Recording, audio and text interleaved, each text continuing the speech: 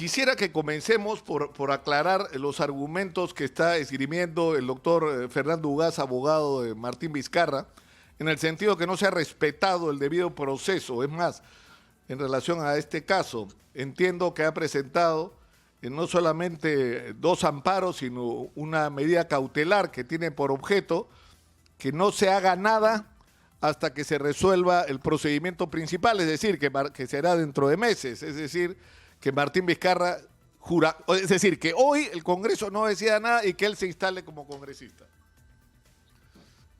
Sí, bueno, la actitud procedimental que ha tenido el expresidente ha sido evidente, ha buscado dilatar este procedimiento que es sumario, ¿no? No es un procedimiento que dura mucho tiempo, tiene 15 días de plazo para poder, digamos, determinar una sanción, en este caso la inhabilitación. Y bueno, hemos visto esta actitud que ha buscado entorpecer el procedimiento, pero creo que no ha logrado ese objetivo, porque Exitosa. el Congreso ha actuado de una manera objetiva, de una manera responsable, y ha cumplido con todos los procedimientos y con el debido proceso, y se ha garantizado ese debido proceso, se le ha invitado, incluso si comparamos un poco las actitudes procedimentales que ha tenido las exministras y el presidente, vamos a ver que el único que cuestiona todo el procedimiento es el señor Martín Vizcarra. Entonces, yo creo que hoy el Congreso va a tomar una decisión sumamente importante. Me ha tocado como congresista ponente sustentar el informe final que he elaborado. Este informe final recoge las denuncias constitucionales 423 y 427 y proponemos, y ha sido aprobado también en la Comisión Permanente, la inhabilitación por 10 años del expresidente Martín Vizcarra, 8 años de la exministra Pilar Macetti y 1 año de la exministra Elizabeth Astelli. Ahora, ¿qué consecuencias va a tener la decisión ya anunciada por el abogado de Martín Vizcarra de que no solamente no va a ir el expresidente, no va a ir el abogado tampoco?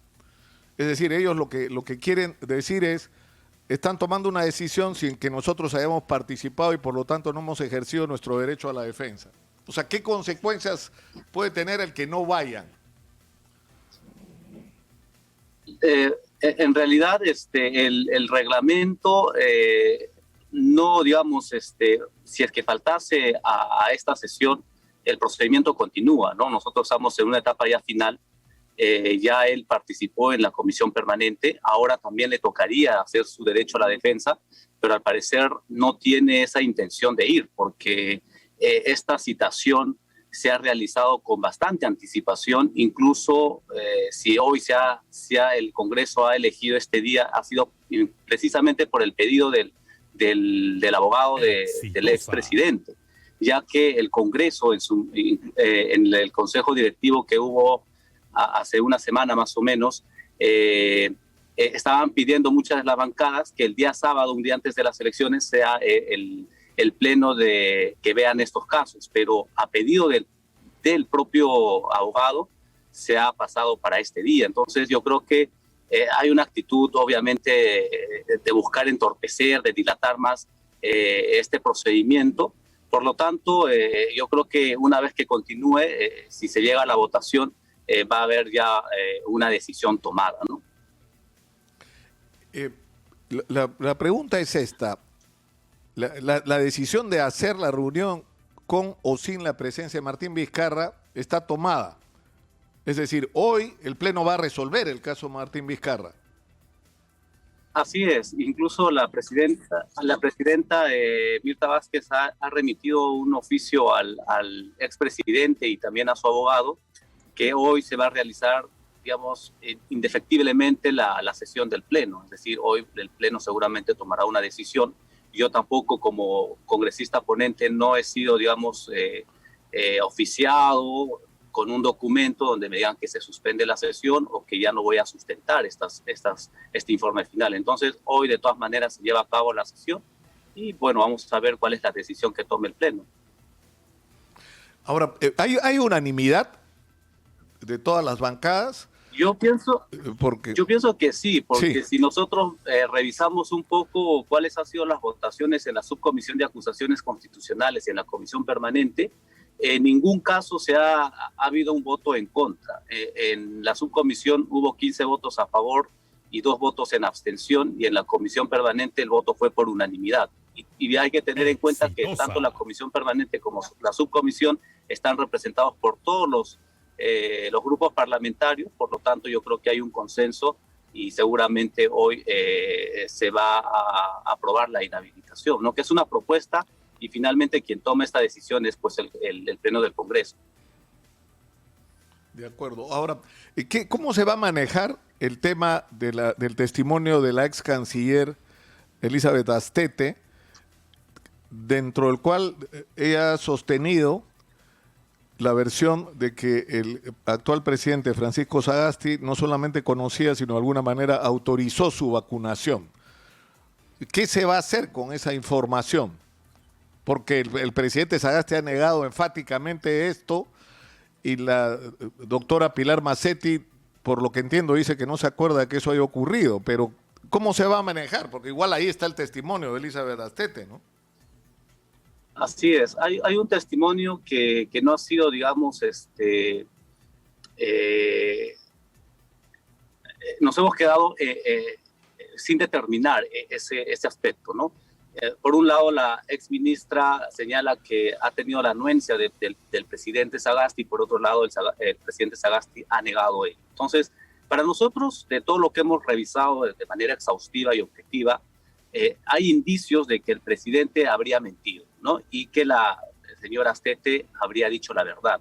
Entonces, ante esa situación, yo creo que esto tendría que ser materia de otra investigación. En todo caso, ya sea un congresista o no, podría presentar una denuncia constitucional contra el expresidente para que se pueda, para el presidente, mejor dicho, para el presidente actual Sagasti, y se pueda iniciar una investigación y podamos de repente invitar también a ese careo que él se ha negado a asistir, ¿no? Porque también tenemos que considerar que nosotros habíamos propuesto un careo entre ambos altos funcionarios. Sin embargo, el presidente no ha asistido. Yo creo que si hubiese colaborado, hubiese hecho ese gesto político de que podamos buscar la verdad, hoy hubiese sido de repente, no hubiese estado, hubiésemos estado en este limbo, ¿no? Entonces, esperemos que qué sucede. Va a depender mucho ya de los congresistas. Nosotros yo al menos como miembro de la Subcomisión de Acusaciones Constitucionales no estoy apto para poder, digamos,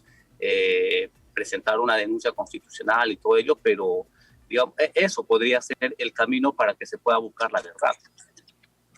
Y en el caso de Edgar Alarcón, ¿qué es lo que se va a resolver exactamente el día de hoy? El congresista y ex Contralor General de la República, Edgar Alarcón. Sí, mira, yo creo que aquí es importante diferenciar dos cosas. Uno, el antejuicio político y el otro, juicio político. En el caso del congresista y ex Contralor Edgar Alarcón, hoy día se va a realizar la votación del antejuicio político, ¿no? Por delitos de función que haya cometido como ex Contralor. Igualmente ya hay un informe final que ha sido sustentado. Y este antejuicio político, ¿cuál es la finalidad? De poder autorizar a la Fiscalía o al Poder, al Ministerio Público de que inicie una acusación contra el ex Contralor sobre los delitos que se le estarían imputando. En el caso del juicio político, que hoy también se está viendo que es en el caso del expresidente y los exfuncionarios, se evalúa las faltas políticas.